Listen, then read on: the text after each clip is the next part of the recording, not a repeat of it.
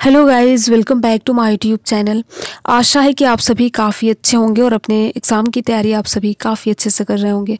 अगर आप किसी भी प्रतियोगी एग्ज़ाम की तैयारी करते हैं तो ये वीडियो आपके लिए बहुत ही ज़्यादा इंपॉर्टेंट है। आज के इस वीडियो में 1 अगस्त 2025 का जो भी महत्वपूर्ण करंट अफेयर्स है आज के इस वीडियो में देखेंगे। तो इस प्रकार हम बिल्कुल ताज़ा करंट अफेयर्स देखने वाले हैं।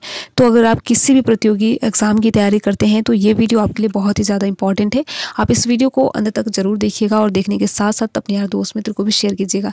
देखिए, बहुत ही आसान शब्दों में हम यहाँ पर करंट अफेयर्स देखने वाले हैं। तो देखिए, अगर आपको जो भी प्रश्न के आंसर पता हो तो आप कमेंट बॉक्स में हमें बता सकते हैं।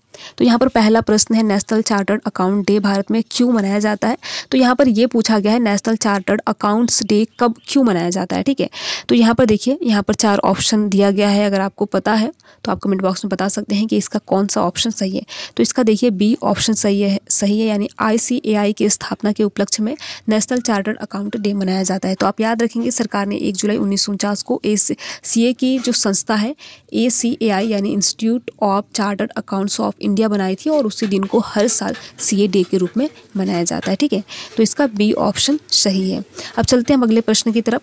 यहाँ पर अगला प्रश्न है, 1 जुलाई से महाराष्ट्र में किस वजह से लॉटरी ऑपरेटरों ने अनिश्चितकालीन हड़ताल शुरू की? तो यहाँ पर 4 ऑप्शन दिया है। अगर आपको पता है तो आप कमेंट बॉक्स में बता सकते हैं। पहला, ई चालान प्रणाली के नियमों के विरोध में, या फिर पेट्रोल कीमतों में वृद्धि, या फिर नए टैक्स कानून, या फिर बिजली कटौती। तो इसका सही ऑप्शन है ऑप्शन ए सही है, यानी कि ई चालान प्रणाली के नियमों के विरोध में, यानी ट्रक और लॉरी ड्राइवरों ने नए नियम जैसे कि स्पीड डिवाइस और ई चालान से उन्हें दिक्कत हो रही थी, जिसके कारण उन्होंने अनिश्चितकालीन के लिए हड़ताल शुरू कर दी। तो इस प्रकार आप याद रखेंगे। ठीक है, अगला प्रश्न है, यहाँ पर आप देख सकते हैं कि अगला प्रश्न है 1 जुलाई 2025 से लागू भारतीय रेलवे फेयरों में क्या बदलाव हुआ है? ठीक है, तो आपको ये बताना है कि क्या बदलाव हुआ है भारतीय रेलवे में। तो देखिए, इसका सी ऑप्शन बिल्कुल सही है, यानी कि अगर मान लीजिए अगर आप नॉन AC डिब्बे में यात्रा करते हैं तो 1 किलोमीटर के लिए आपको 0.01 और देना पड़ेगा, लेकिन अगर आप AC में यात्रा करते हैं तो 0.02 ज़्यादा देने होंगे। तो इसका सी ऑप्शन सही है, आप याद रखेंगे। ठीक है, यही बदलाव हुआ है। अब अगला प्रश्न देखते हैं।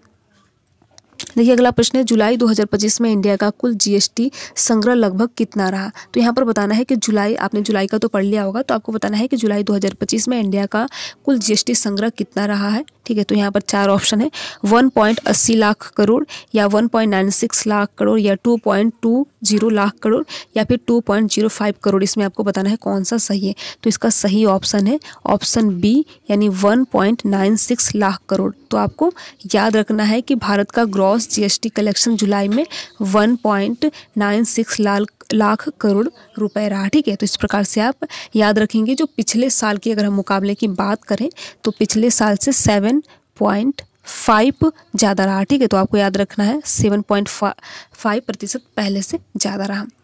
अगला प्रश्न देखते हैं कि आंध्र प्रदेश ने जुलाई 2025 में GST संग्रह में कितने प्रतिशत वृद्धि की रिपोर्ट दर्ज की है, या कितने प्रतिशत वृद्धि की है। ठीक है, तो आपको बताना है, यहाँ पर आपके सामने 4 ऑप्शन है। पहला है 10 ऑप्शन, और बी है 12 ऑप्शन, और सी है 20%, यानी बी 20%, और डी है यहाँ पर 8%। तो आपको इसमें बताना है कि कौन सा सही है। तो यहाँ पर देखिए, आपका 12% बिल्कुल सही है, यानी आंध्र प्रदेश ने जुलाई 2025 में GST में 12% संग्रह यहाँ पर वृद्धि की है GST में। ठीक है, तो आपको याद रखना है, आंध्र प्रदेश ने जुलाई में यहाँ पर 3,803 करोड़ यानी GST इकट्ठा किया है, जो पिछले साल की अगर हम मुकाबले की बात करें तो पिछले साल से 12% यहाँ पर अधिक था। तो इस प्रकार आप याद रखेंगे कि पिछले साल जो है 12% अधिक रहा। ठीक है, अब अगला प्रश्न देखते हैं। देखिए, थोड़ा सा यहाँ पर, हाँ, अगला प्रश्न देखते हैं। यहाँ पर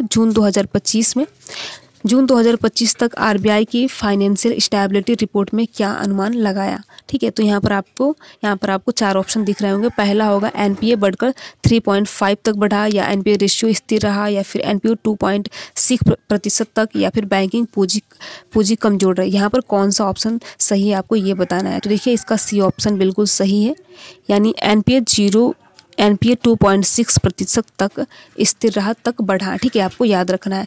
देखिए, RBI ने कहा कि बैंकों के खराब लोन यानी NPA बढ़ सकते हैं, जिसमें 2.6 तक, लेकिन अभी भी स्थिति अभी भी स्थिति जो है वो मजबूत है।